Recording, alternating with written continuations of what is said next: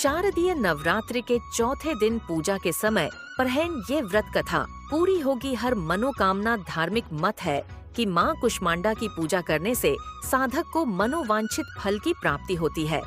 साथ ही सभी प्रकार के शारीरिक और मानसिक कष्टों से मुक्ति मिलती है।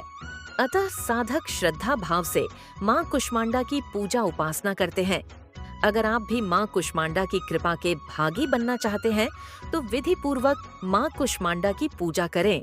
शारदीय नवरात्रि के चौथे दिन माँ कुष्मांडा की विधि पूर्वक पूजा उपासना की जाती है।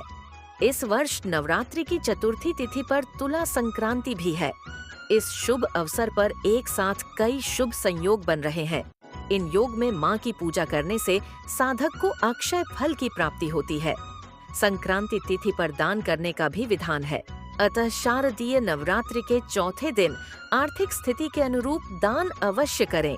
धार्मिक मत है कि माँ कुष्मांडा की पूजा करने से साधक को मनोवांछित फल की प्राप्ति होती है। साथ ही सभी प्रकार के शारीरिक और मानसिक कष्टों से मुक्ति मिलती है।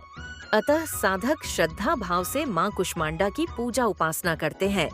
अगर आप भी माँ कुष्मांडा की कृपा के भागी बनना चाहते हैं तो विधि पूर्वक माँ कुष्मांडा की पूजा करें।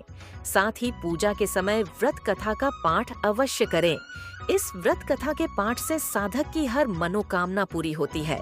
व्रत कथा सनातन शास्त्रों में निहित है कि चिरकाल में त्रिदेव ने सृष्टि की रचना करने की कल्पना की। उस समय समस्त ब्रह्मांड में अंधेरा छाया हुआ था। पूरा ब्रह्मांड स्तब्ध था। इसमें न कोई राग न कोई ध्वनि थी, केवल सन्नाटा पसरा हुआ था। उस समय त्रिदेव ने जगत जननी आदिशक्ति मां दुर्गा से सहायता ली। जगत जननी आदिशक्ति मां दुर्गा के चौथे स्वरूप मां कुष्मांडा ने तत्क्षण ब्रह्मांड की रचना की। कहते हैं कि ब्रह्मांड की रचना मां कुष्मांडा ने अपनी मंद मुस्कान से की। माँ के मुखमंडल पर फैली मंद मुस्कान से समस्त ब्रह्मांड प्रकाशवान हो उठा।